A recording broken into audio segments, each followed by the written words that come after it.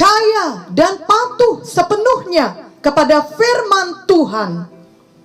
Marilah kita membaca 2 Raja-Raja 5 ayat 1 sampai 19a. Naaman, panglima Raja Aram, adalah seorang terpandang di hadapan tuannya dan sangat disayangi, sebab oleh dia Tuhan telah memberikan kemenangan kepada orang Aram. Tetapi orang itu, seorang pahlawan tentara, sakit kusta. Orang Aram pernah keluar bergerombolan dan membawa tertawan seorang anak perempuan dari negeri Israel. Ia menjadi pelayan pada istri Naaman. Berkatalah gadis itu kepada nyonyanya, sekiranya tuanku menghadap nabi yang di Samaria itu, maka tentulah nabi itu akan menyembuhkan dia dari penyakitnya. Lalu pergilah Naaman memberitahukan kepada tuannya, katanya, begini-beginilah dikatakan oleh gadis yang dari negeri Israel itu. Maka jawab Raja Aram, baik, pergilah, dan aku akan mengirim surat kepada Raja Israel. Lalu pergilah Naaman dan membawa sebagai persembahan 10 talenta perak dan 6.000 shikal emas dan 10 potong pakaian. Ia menyampaikan surat itu kepada Raja Israel yang berbunyi, sesampainya surat ini kepadamu, maklumlah kiranya bahwa aku menyuruh kepadamu Naaman, pegawaiku, supaya engkau menyembuhkan dia dari penyakit kustanya. Segera sesudah Raja Israel membaca surat itu, dikoyakkannya lah pakaiannya serta berkata, Allahkah aku ini yang dapat mematikan dan menghidupkan, sehingga orang ini mengirim pesan kepadaku supaya aku sembuhkan seorang dari penyakit kustanya. Tetapi sesungguhnya perhatikanlah dan lihatlah, ia mencari gara-gara terhadap aku. Segera sesudah didengar Elisa, abdi Allah itu, bahwa Raja Israel mengoyakkan pakaiannya, dikirimnyalah pesan kepada Raja. Bunyinya, mengapa engkau mengoyakkan pakaianmu? Biarlah ia datang kepadaku, supaya ia tahu bahwa ada seorang nabi di Israel. Kemudian datanglah Naaman dengan kudanya dan keretanya, lalu berhenti di depan pintu rumah Elisa. Elisa menyuruh seorang suruhan kepadanya mengatakan, pergilah mandi 7 kali dalam sungai Yordan, maka tubuhmu akan pulih kembali sehingga engkau menjadi tahir. Tetapi pergilah Naaman dengan gusar sambil berkata, aku sangka bahwa setidak-tidaknya ia datang keluar dan berdiri memanggil nama Tuhan Allahnya, lalu menggerak-gerakkan tangannya di atas tempat penyakit itu, dan dengan demikian menyembuhkan penyakit kustaku. Bukankah Abana dan Parpar, sungai-sungai Damsyik, lebih baik dari segala sungai di Israel? Bukankah aku dapat mandi di sana dan menjadi tahir? Kemudian berpalinglah ia dan pergi dengan panas hati. Tetapi pegawai-pegawainya datang mendekat serta berkata kepadanya, Bapak, seandainya nabi itu menyuruh perkara yang sukar kepadamu, bukankah Bapak akan melakukannya? Apalagi sekarang ia hanya berkata kepadamu, mandilah dan engkau akan menjadi tahir. Maka turunlah ia membenamkan dirinya 7 kali dalam sungai Yordan, sesuai dengan perkataan abdi Allah itu. Lalu pulihlah tubuhnya kembali seperti tubuh seorang anak, dan ia menjadi tahir. Kemudian kembalilah ia dengan seluruh pasukannya kepada abdi Allah itu. Setelah sampai, tampillah ia ke depan Elisa dan berkata, sekarang aku tahu bahwa di seluruh bumi tidak ada Allah kecuali di Israel. Karena itu terimalah kiranya suatu pemberian dari hambamu ini. Tetapi Elisa menjawab, demi Tuhan yang hidup, yang di hadapannya aku menjadi pelayan, sesungguhnya aku tidak akan menerima apa-apa. Dan walaupun Naaman mendesaknya supaya menerima sesuatu, ia tetap menolak. Akhirnya berkatalah Naaman, jikalau demikian, biarlah diberikan kepada hambamu ini tanah sebanyak muatan sepasang bagal. Sebab hamba-Mu ini tidak lagi akan mempersembahkan korban bakaran atau korban sembelihan kepada Allah lain kecuali kepada Tuhan. Dan kiranya Tuhan mengampuni hamba-Mu ini dalam perkara yang berikut. Apabila tuanku masuk ke kuil Rimon untuk sujud menyembah di sana, dan aku menjadi pengapitnya, sehingga aku harus ikut sujud menyembah dalam kuil Rimon itu, kiranya Tuhan mengampuni hamba-Mu ini dalam hal itu. Maka berkatalah Elisa kepadanya, pergilah dengan selamat. Jadi dari ayat di atas kita mengerti bahwa Naaman adalah seorang yang begitu penting dan berkuasa. Namun sesungguhnya dia ada di dalam penderitaan yang besar. Memang dia adalah seorang panglima Raja Aram, di mana ia telah memenangkan banyak perang dan dihormati banyak orang. Tentunya sebagai seorang panglima, Naaman adalah seorang pemberani, orang yang sudah terlatih dalam ilmu perang, dan orang yang disiplin. Naaman juga tentunya kaya karena dia sangat disayang oleh raja. Alkitab juga menuliskan bahwa Naaman seorang yang terpandang. Namun walau dia seorang pahlawan tentara yang begitu luar biasa, dia menderita suatu penyakit yang mengerikan, suatu penyakit yang mustahil disembuhkan, karena tidak ada orang yang mampu mengobatinya pada zaman itu.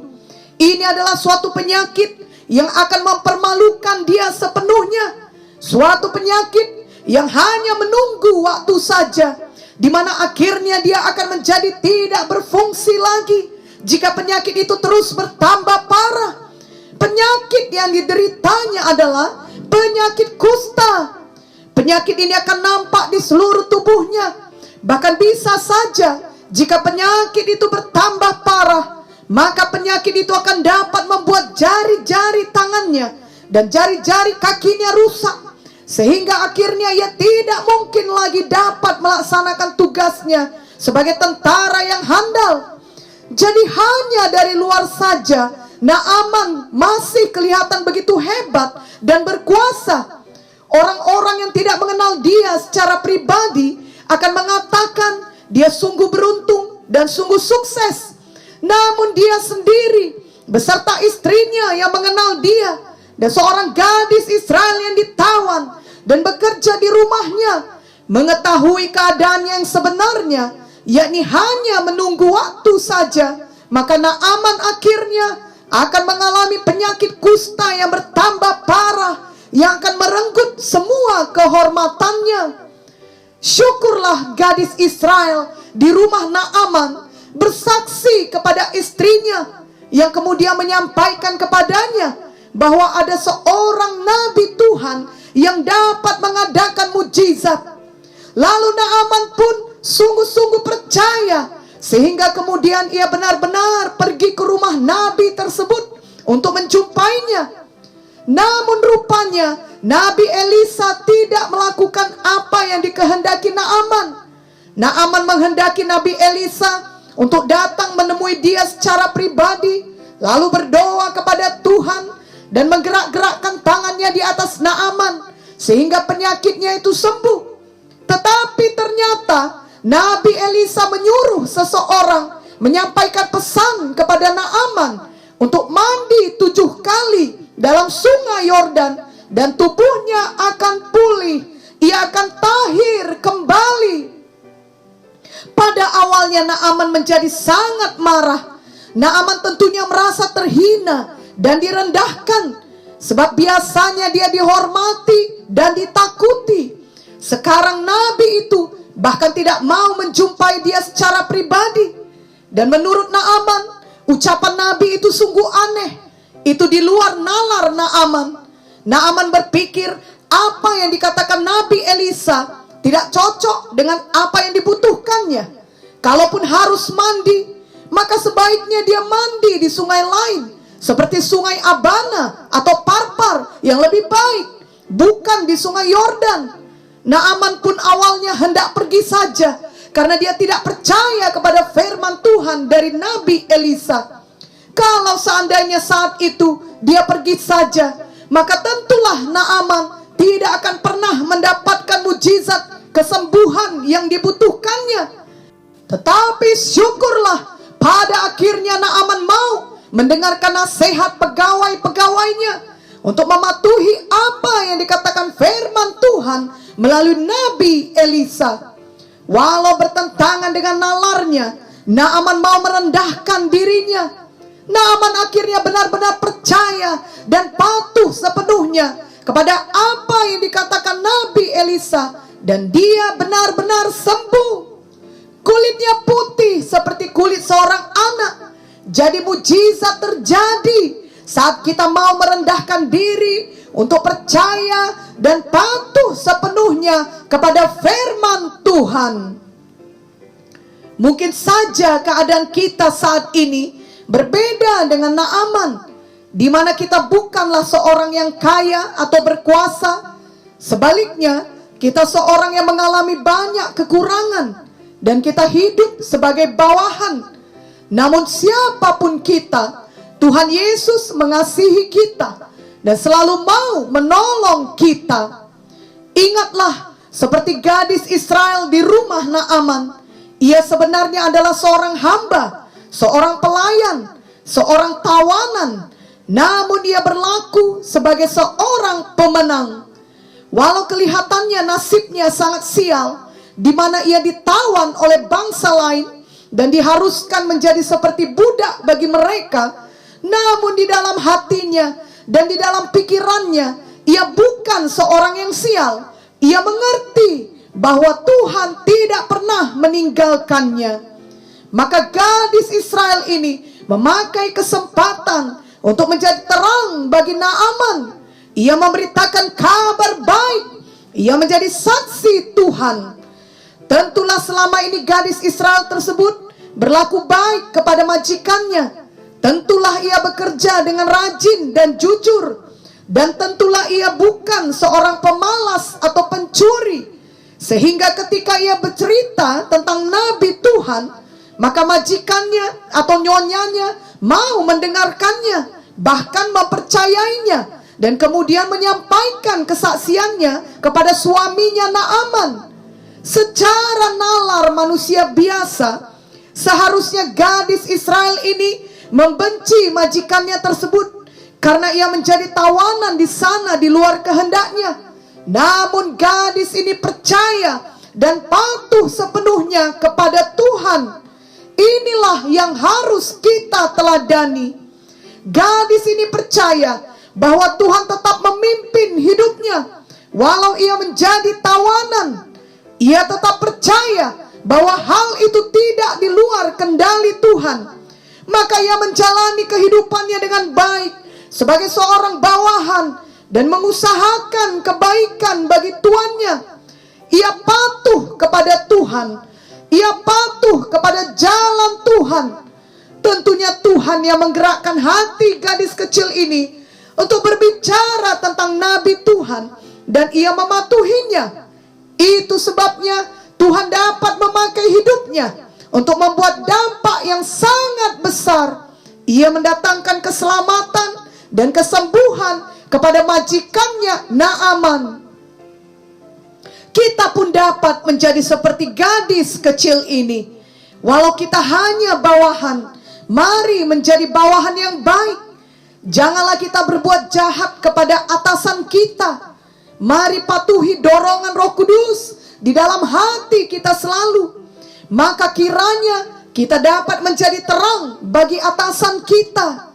1 Korintus 1 ayat 26 sampai 29 berkata, ingat saja saudara-saudara, bagaimana keadaan kamu ketika kamu dipanggil. Menurut ukuran manusia, tidak banyak orang yang bijak, tidak banyak orang yang berpengaruh, tidak banyak orang yang terpandang. Tetapi apa yang bodoh bagi dunia dipilih Allah untuk memalukan orang-orang yang berhikmat. Dan apa yang lemah bagi dunia dipilih Allah untuk memalukan apa yang kuat. dan apa yang tidak terpandang dan yang hina bagi dunia dipilih Allah. Bahkan apa yang tidak berarti dipilih Allah untuk meniadakan apa yang berarti, supaya jangan ada seorang manusia pun yang memegahkan diri di hadapan Allah. Di sisi lain, mungkin juga kita seperti Naaman. Orang-orang berpikir bahwa kita orang yang paling beruntung, paling berbahagia, dan paling sukses. Sebab dari luar kita kelihatan baik-baik saja. Mungkin kita adalah orang yang sangat kaya, atau sangat terpelajar, atau bahkan seorang pahlawan dalam keluarga kita. Seperti Naaman adalah pahlawan untuk bangsanya. Tetapi sebenarnya jauh di lubuk hati kita yang terdalam, kita tahu bahwa kita sangat menderita. Kita dikuasai penyakit tubuh yang sangat parah, atau kita diikat oleh kesedihan dan kekhawatiran. Kita dibelenggu oleh pikiran kita yang negatif, oleh ketakutan, oleh kebiasaan buruk, atau bahkan diikat oleh narkoba, dosa kenajisan, atau dosa lainnya. Kita tahu hanya menunggu waktu saja di mana semuanya akan bertambah buruk. Kita tidak mau semua hal buruk itu diketahui oleh siapapun. Sama seperti Naaman, tentunya tidak mau kustanya diketahui oleh orang lain. Namun akhirnya di suatu waktu, bila tidak ada mujizat yang menyelamatkannya, maka akan ketahuan juga. Dan pada saat itulah Naaman akan kehilangan semua kehormatannya. Naaman sebenarnya menderita setiap hari dan hanya menunggu akhir yang buruk saja. Kita tidak mau hal yang sama terjadi kepada kita. Dan sama seperti Naaman, di mana kemudian ada seorang gadis bercerita bahwa mujizat masih ada.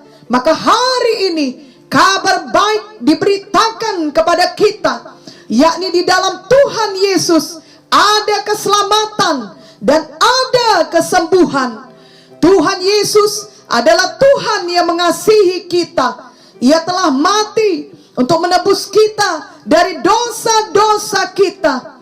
Ia telah berbilur-bilur untuk kesembuhan kita. Ia telah memberikan Roh Kudus-Nya bagi kita yang percaya padanya, untuk memimpin kita, mengajari kita, dan menghibur kita.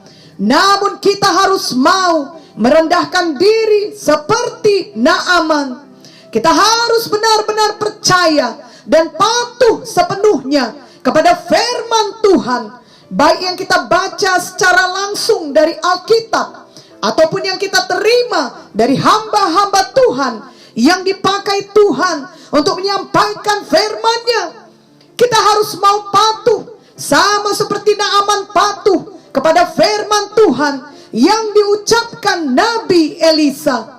Walau Naaman pada awalnya tersinggung, tetapi akhirnya dia berubah. Dia mau membuka hatinya dan mematuhi Elisa. Maka akhirnya dia disembuhkan.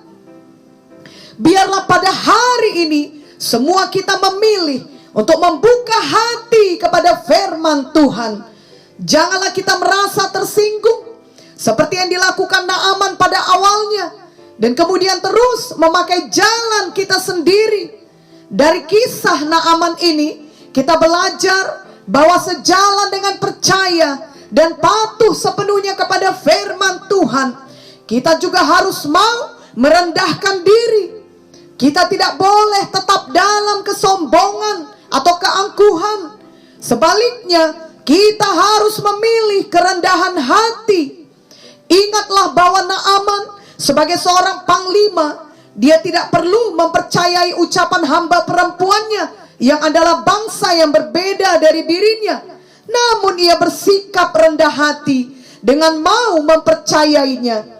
Juga Naaman sebagai atasan, ia tidak perlu mengikuti ucapan pegawainya atau bawahannya. Namun ternyata ia mau mendengarkan nasihat bawahannya. Naaman sebagai seorang pembesar yang biasanya dihormati orang, sesudah menempuh jarak yang begitu jauh, sebenarnya ia tidak perlu mematuhi apa kata Nabi Elisa. Namun akhirnya Naaman benar-benar mematuhi Elisa sepenuhnya. Demikianlah Tuhan dapat bekerja di dalam hidup kita juga, bila kita mau merendahkan diri dan mau percaya dan mau patuh sepenuhnya kepada firman-Nya. Ingatlah Yesaya 55 ayat 8-9 yang berkata, sebab rancanganku bukanlah rancanganmu, dan jalanmu bukanlah jalanku. Demikianlah firman Tuhan. Seperti tingginya langit dari bumi, demikianlah tingginya jalanku dari jalanmu, dan rancanganku dari rancanganmu. Jadi biarlah kita yang menundukkan diri kita kepada jalan Tuhan. Janganlah lagi pernah menjadi seperti Naaman yang awalnya tersinggung dan mau pergi saja. Sebab Naaman menginginkan Elisa menggerakkan tangannya atas dia. Tapi ternyata cara Tuhan tidak seperti yang ada di pikirannya. Tuhan menyembuhkannya ketika ia mengikuti cara Tuhan, yakni dengan mandi 7 kali di sungai Yordan. Demikian juga kiranya dalam hidup kita. Mari kita percaya dan patuh sepenuhnya kepada Tuhan dan firman-Nya. Walaupun kerap kali itu bertentangan dengan pikiran kita. Seperti tingginya langit dari bumi, demikianlah tingginya jalan Tuhan dari jalan kita. Cara Tuhan dengan cara kita. Tapi jalan Tuhan atau cara Tuhanlah yang terbaik. Karena Tuhan Maha tahu. Walaupun kerap kali pikiran kita adalah hal yang baik, dan itu juga adalah pemberian Tuhan bagi kita, namun semua pikiran kita itu terbatas, sedangkan kuasa Tuhan tidak terbatas. Jadi janganlah kita justru membatasi kuasanya dengan pikiran kita, dengan ketidakpercayaan kita, dengan ketidakpatuhan kita. Marilah buat pilihan untuk selalu mempercayai jalan Tuhan dan mematuhi jalan Tuhan dengan segenap hati kita. Biarlah kita semua mau terus belajar untuk semakin rendah hati dan untuk mengakui dengan jujur bahwa jalan kita yang tadinya kita pikir adalah hal yang baik atau paling benar, ternyata begitu berbeda dengan jalan Tuhan. Marilah kita mau bertobat ketika firman Tuhan disampaikan kepada kita, dan marilah kita mau mematuhi firman tersebut. Maka kita pasti menerima kebaikan yang luar biasa dari Tuhan, sama seperti yang dialami Naaman. Sesungguhnya hal terbaik yang terjadi kepada Naaman bukanlah ketika ia sembuh dari kustanya, tetapi ketika hatinya diubahkan Tuhan. Ia bertumbuh menjadi orang yang lebih rendah hati, dan ia menjadi orang yang benar-benar percaya kepada Tuhan. Dalam 2 Raja-Raja 5 ayat 15a dan 17 dituliskan, kemudian kembalilah ia dengan seluruh pasukannya kepada abdi Allah itu. Setelah sampai, tampillah ia ke depan Elisa dan berkata, sekarang aku tahu bahwa di seluruh bumi tidak ada Allah kecuali di Israel. Akhirnya berkatalah Naaman, jikalau demikian, biarlah diberikan kepada hambamu ini tanah sebanyak muatan sepasang bagal. Sebab hambamu ini tidak lagi akan mempersembahkan korban bakaran atau korban sembelihan kepada Allah lain kecuali kepada Tuhan. Naaman benar-benar hanya percaya kepada Tuhan dan mau mengikut Tuhan dengan sepenuh hatinya, walau ia bukan bangsa Israel. Itulah kebaikan terbesar dan mujizat terbesar yang dialaminya, melebihi mujizat kesembuhan dari kustanya. Biarlah kita juga demikian halnya. Kiranya semua mujizat Tuhan yang selama ini telah kita alami, apakah itu mujizat kesembuhan, kebebasan, berkat materi, dan lainnya, biarlah semua itu tidak berhenti di sana, melainkan memberikan kebaikan yang lebih besar lagi, di mana kita mengalami perubahan di dalam hati kita, sama seperti Naaman, yakni kita semakin rendah hati. Kita sungguh-sungguh menjadikan Tuhan Yesus sebagai Tuhan dalam hidup kita setiap hari. Biarlah kita semua semakin mengasihi Tuhan Yesus, semakin mengandalkan Tuhan Yesus, semakin mempercayai dan mematuhi sepenuhnya Tuhan Yesus di dalam hidup kita. Ingatlah lagu rohani yang berbunyi,